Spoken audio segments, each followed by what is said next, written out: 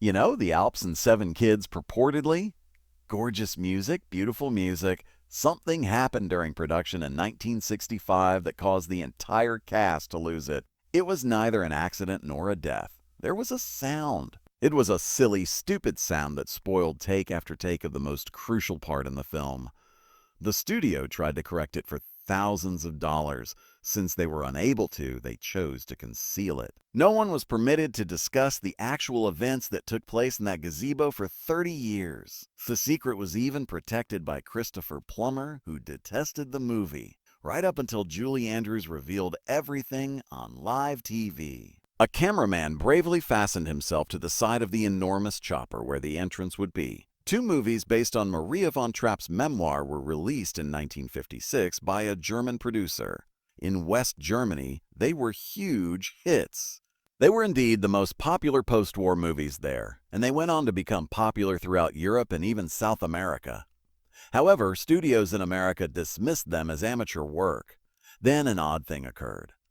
Vincent J. Dunhue, a Tony Award-winning director, was sent by Paramount to investigate possible projects. He also thought the flicks were awkward when he first saw them. However, the story had a profound effect on him. He therefore stated something audacious rather than promoting it as a film. This cannot be turned into a movie. For Mary Martin, you must make it into a Broadway musical. Everything changed with that thought. The film rights had previously been sold by Maria von Trapp for a mere $9,000 years prior. It is around $104,000 in today's currency. It didn't seem like much at the time, and it wasn't. Maria had resisted Hollywood's attempt to purchase simply the title. She demanded that the entire narrative be told if anyone was going to share her experience. By the late 1950s, Mary Martin and her husband Richard Halliday were unable to locate Maria despite their best efforts to contact her regarding the theater rights. She was away with Father Wasner, serving as a missionary in Papua New Guinea. Hiya. Letters from a couple in America were always waiting for them when they got to a new mission post. Maria destroyed them. Broadway didn't interest her. Her goal was to assist others. Then destiny intervened. Maria and Wasner reached San Francisco when they got back in the United States by ship. There was Richard Halliday. He gave them tickets to Annie Get Your Gun, starring Mary Martin. Maria had to deliver the terrible news after the show, but she was impressed. The Germans had already purchased the rights from her. You're free to do your hardest, though, she informed them. It would soon become a legendary shot. Richard Rodgers and Oscar Hammerstein added a few new songs to the original design, which called for using authentic Austrian folk tunes in the show. However, they resisted being asked to write just one song. Old European songs wouldn't go well with their Broadway approach. They issued an ultimatum to the producers. Or out unless we write the complete score. The producers consented to hold off until Flower Drum Song was completed. The wait was worthwhile. The show, which starred Theodore Backel and Mary Martin, debuted on Broadway on November 16, 1959. Although it cost $400,000 to make, $232 million in advance tickets were sold. There were 1143 performances of the musical. Throughout her tenure, Mary Martin missed just one performance. In June 1960, a few months later, a bidding battle broke out over the picture rights. After winning, 20th Century Fox paid $1.25 million. Today, that is more over $13 million. The Cleopatra fiasco was causing the studio to lose money at the time. There was an odd condition in the deal, but this was a tremendous risk. The authors would receive 10% of the revenues if the movie brought in more than $12.05 million. It seemed like a joke to Howard Lindsay. Was there ever a photograph that made more than that? He was going to learn. There was drama of its own when Maria von Trapp was cast in the movie adaptation. After being passed over for the part of Eliza in My Fair Lady, Julie Andrews was devastated. Instead, they chose Audrey Hepburn. Director Robert Wise recognized something in Andrews, but Hollywood thought she was too uninteresting for the film. Turn to the screenplay after seeing unfinished Mary Poppins footage at Disney. Before someone else does, let's sign her. Today, Andrews agreed to pay $225,000, or around $2.28 million. No box office percentage, no royalties. just a one-time charge. In the meantime, the stage version brought in over $8 million from Mary Martin. Later on, Fox would come to regret not sharing the gains with Andrews. It was lovely retaliation for her to win for Mary Poppins. She thanked Mr. Jack Warner, the guy who turned her down, during her Oscar speech. It was very difficult to cast Captain Von Trapp. Christopher Plummer repeatedly refused. The character seemed lifeless and uninteresting to him. He even demanded revisions in a letter to the screenwriter. A more intimate tune that expressed his feelings for Maria, improved conversation, and increased passion. Other stars were tried by director Wise. Bing Crosby, Richard Burton, and Sean Connery. It didn't feel right. In the end, Wise rushed to London and persuaded Plummer to accompany him, provided that he could change the role. Plummer detested the project even then. He referred to it as the mucus sound. He spent a large portion of the shoot drinking. He later acknowledged that during the family's last performance scene, he was intoxicated. Today, Julie Andrews' $225,000 pay is regarded as one of Hollywood's greatest blunders. She didn't receive any more money than that initial check, even though the movie would go on to earn nearly $286 million worldwide. Fox had been in a difficult situation. Cleopatra, which cost $15 million to produce, had all but destroyed the studio. Their real estate and backlot had to be sold. The Sound of Music would save them from the abyss even when the chairman was sacked. Despite this, they paid their biggest star, Julie Andrews, the least. Not all of them were selected. For the part of Liesl, Mia Farrow went through 3 auditions. She was 20 years old. The director's notes lacked energy, yet they were pleasant and mellow. Nor did he believe she was a dancer. Ironically, the winning actress, Charmian Carr, was 21 years older than Farrow, but possessed the spark they need. Rosemary's Baby was made possible by Farrow's rejection, which terminated her career in musicals. Terry Garr, Kurt Russell, and Patty Duke were among the other candidates. However, Nicholas Hammond was cast as Friedrich at the age of 15. In 1977, he would go on to become the first live-action Spider-Man. After extensive auditions, the other Von Trapp kids were carefully selected, and they had a genuine relationship. They frequently got back together, even decades later. Paul and Andrews and Plummer remained in contact with them throughout their lives. It's difficult to think of anything that could ever top Gone with the Wind. It remained unaffected at the top of the box office for 27 years, surviving wars, Hollywood's heyday, and the television era. Then the music began to play. Only 18 months after its release in November 1966, it accomplished the unimaginable. With $286 million in box office receipts, it overtook Gone with the Wind, nor was that amount inflated money from today. The achievement was made even more remarkable by the fact that it was modified to reflect the ticket costs at the time. Not only were people spending extra, but they were also flocking to the event. It wasn't just about the money. Musicals have never looked this strong before. 283 million tickets were sold for that movie worldwide. It's almost 1 in 12 persons who were alive at the time. Singing along were people who didn't even understand English. The same songs and stories captured the hearts of audiences across Europe, Asia, and Africa. Social media, international advertising campaigns, and streaming were all absent. Just repeat viewings and word of mouth. It happened that way. The movie evolved into more than just a fun movie. It turned into a cultural explosion that happened all across the world. Even if they didn't comprehend the lyrics, everyone appeared to know the songs. It resembled a common heartbeat.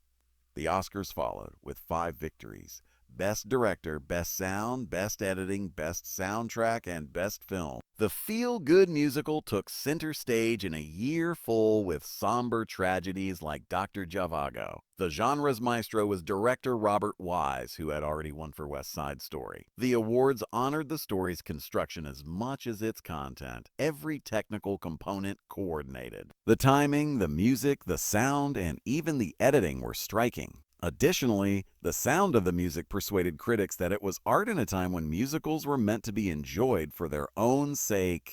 However, the pandemonium behind one of the most beautiful scenes in the movie was not visible to the public and was never intended to be known. Everything appeared ideal in the gazebo when Maria and the captain eventually declared their love for one another. A mystical kiss, gentle conversation, and soft lighting. In fact, however, there was a lot of noise on the set. Wet, loud, absurd sounds. The carbon arc lights were the source. The moonlight effect was produced by these enormous machines. Instead of adding that lovely luminous touch to the scene, they made a sound akin to a raspberry. A raspberry long, ungainly, and flatulent. The lights moaned each time Julie Andrews and Christopher Plummer bent down to kiss, and repeatedly, not just once or twice. It couldn't have come at a worse time. The lights would make another obnoxious noise in the midst of the most poignant lyrics. "I love you, Maria," Plummer would say, and then the raspberry would appear. They made 20 unsuccessful attempts, then they tried again and again. According to Julie Andrews, they were attempting to keep it together by standing nose to nose. However, each time the sound struck, they would erupt in laughing. It turned into a loop. They laughed harder the harder they tried to maintain their seriousness. The actors giggled hopelessly like schoolchildren as the technical crew stood there and watched the hours pass. Robert Wise eventually gave up. Everything was altered by him. He instructed the crew to shoot it in silhouette instead of using the ostentatious lights.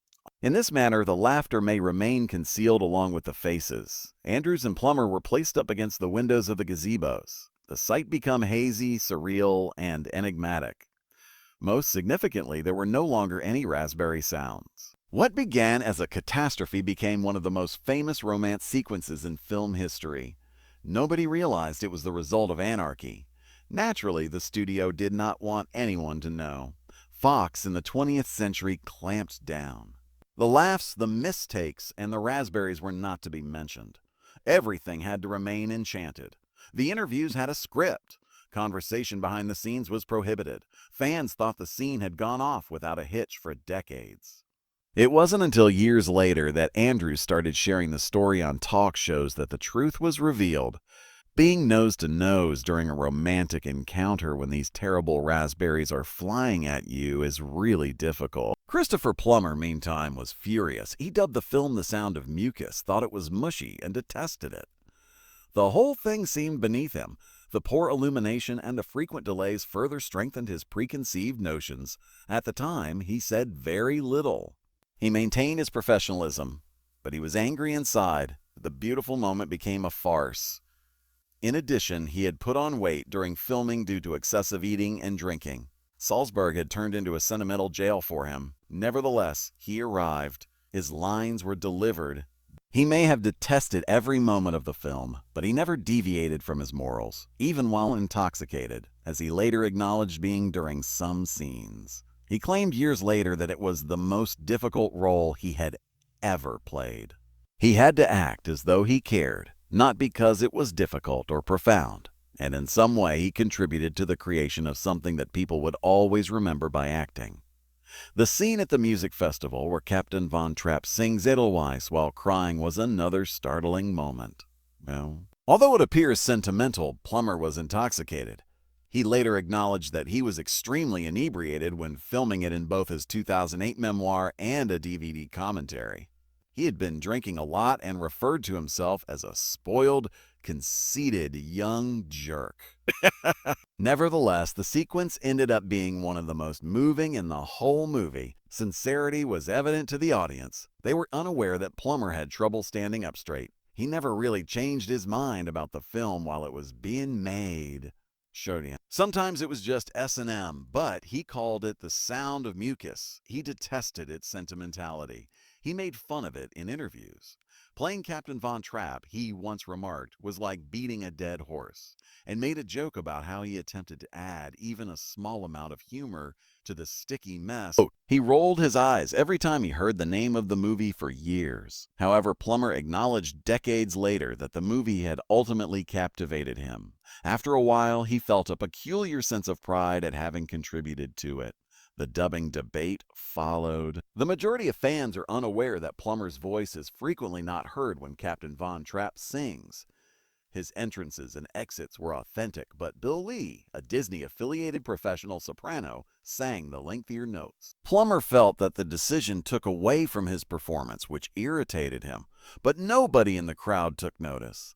The majority of people still believe they are listening to Plummer sing Edelweiss since Lee blended in so flawlessly.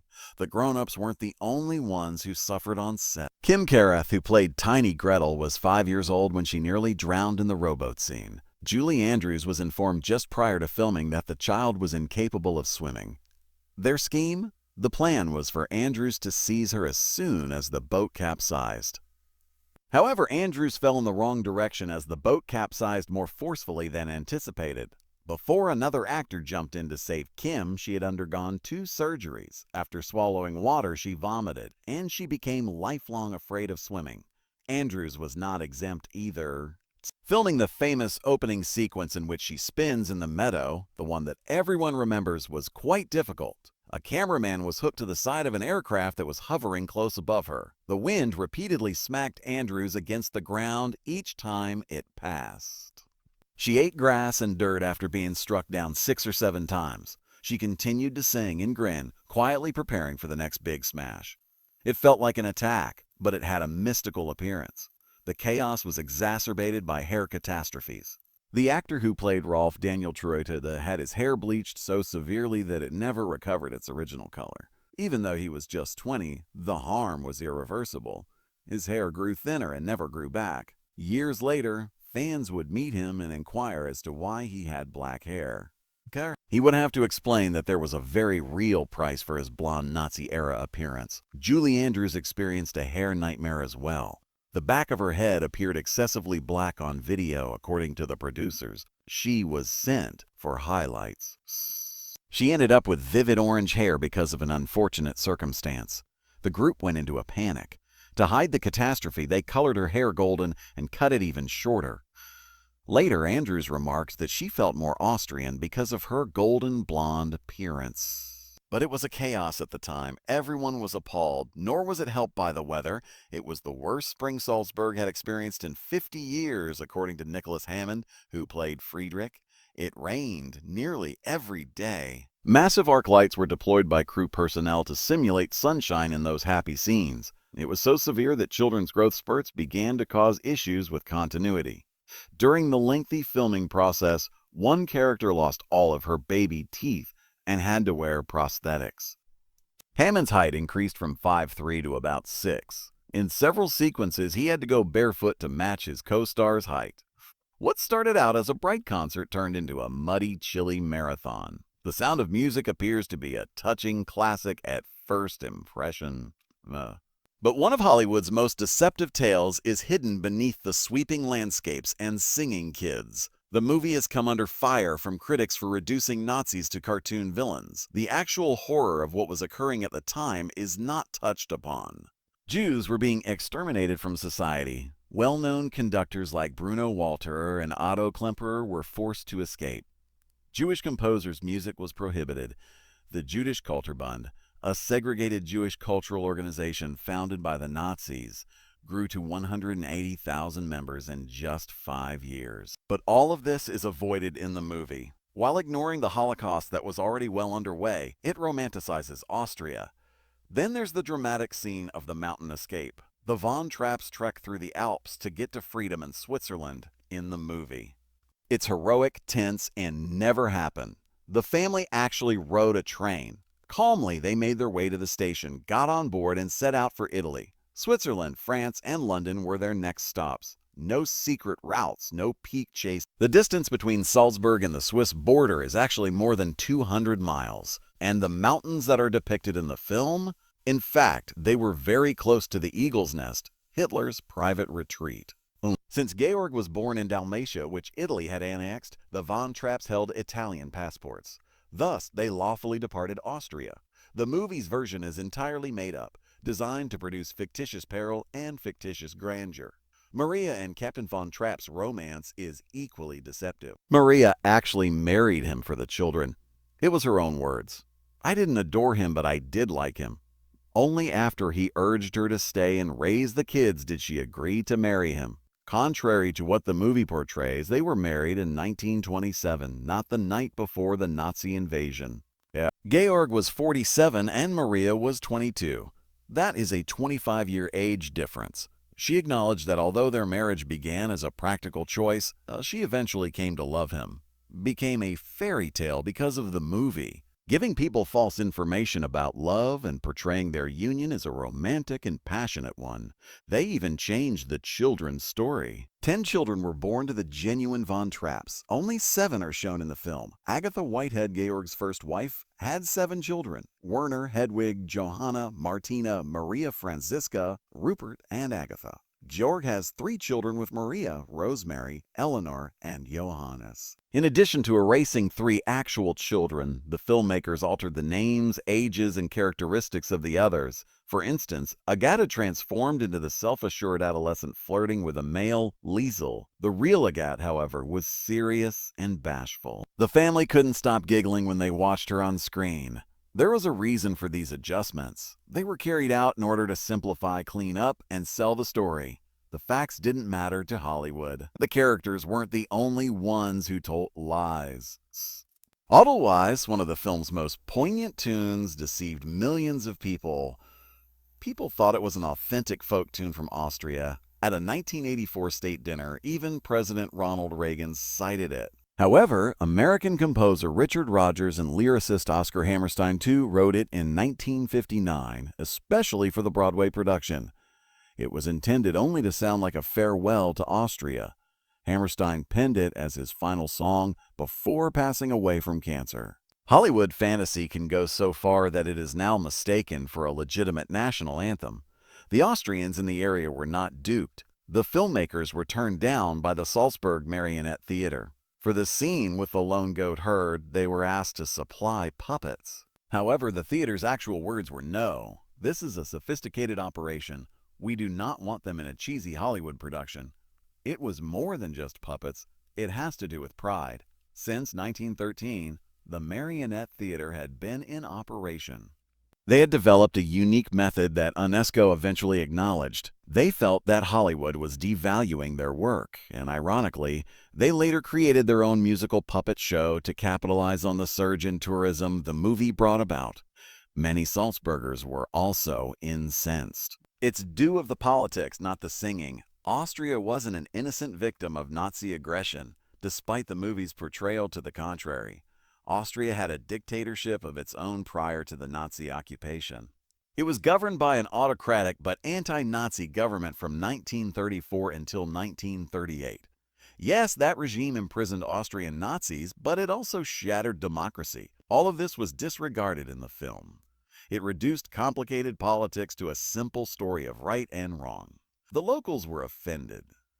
But from the process, as actor Nicholas Hammond, who played Friedrich, later stated, her 1949 memoir, The Story of the Trapp Family Singers, served as the basis for the movie. However, Maria did not realize she was ceding complete control when she sold the rights to German producers in the 1950s. She was excluded when Hollywood purchased the rights despite the success of the German pictures. The American version didn't pay her, and they didn't solicit her opinion. She wasn't even invited to the 1965 movie premiere, to put it mildly. They informed her that there were no seats left when she inquired about going. Imagine being excluded from your own narrative, which would generate hundreds of millions of dollars and influence how the world viewed your life. Despite her flawless on-screen persona, Julie Andrews was everything but laid back off-screen. She gained notoriety during The Sound of Music for being a perfectionist, which was unexpected. And not only in the way that most performers strive to deliver a line flawlessly. Julie's obsession was preventing the movie from becoming a corny fairy tale. She was really concerned that the combination of 7 adorable children, stunning mountains, and catchy music may quickly become too sweet, too phony, or too much. She often questioned co-star and director Christopher Plummer, "How do we make this real? How should the syrup be cut?" Despite having recently been the star of Mary Poppins in 1964, Julie didn't act like a newbie. She held strong opinions. She wanted Maria and Captain Von Trapp's bond to feel more than merely endearing. It needed to feel grounded. The crowd rolling their eyes was the last thing she wanted. Her meticulousness had an impact on the writing, filming, and even the way she uttered her words. Ego was not the issue. It has to do with control, and it turned out that her intuition was correct. However, the studio was battling something far more terrifying: money, while Julie was battling sugar. The $8.02 million budget was already high. It soon began to slip, though, and then it began to crash. Why? Salzburg. The studio was unaware of the city's frequent rain, despite its beauty. 1964 was actually one of the wettest years ever recorded. Robert Wise, the director, estimated that the on-location shoot would take 6 weeks. In the end, it took 11. That meant there would be more hotel rooms, food, money, and everything else. For days, the more than 250 members of the crew did nothing but wait for the clouds to lift. People were chilly, camera equipment became wet, and expenses mounted. The film Cleopatra had already cost Fox dearly. It nearly destroyed them. Executives began to panic as a result. The studio was filled with whispers. What if the corporation was permanently destroyed by this happy family film? There was more covert drama going on behind the scenes than that. The Sound of Music was meant to be led by the renowned director William Wyler long before Robert Wise was engaged, even resigned from his position on Fox's board at the beginning of 1963. Must steer clear of any conflicts of interest. It appeared to be that grave. However, Wyler was skeptical from the beginning. The theater musical did not appeal to him. The writing didn't seem to fit him. He was perplexed even after taking a plane to New York to witness the Broadway production. He didn't feel comfortable singing the tunes. He claimed that they simply didn't fit the narrative. Additionally, there was something else. Wyler's hearing was failing. It further complicated the task of directing a musical. It was obvious to his wife. He simply had no interest in it. Wyler then started to stealthily search for a way out. Something that wouldn't cause suspicion was what he needed: a clean break. Producers then presented him with The Collector, which was based on the John Fowles book. Wyler realized right away that this was more his style after reading the screenplay: psychological, twisted, and dark. He requested that the Zanuck family, who owned the studio, let him out of his Sound of Music deal. Scheduling conflicts are the official narrative. The press was informed of this. That was what Fox said again. Wyler, however, actually fled in the opposite direction. Robert Wise stepped in late 1963 to pick up the pieces, and that left the door ajar.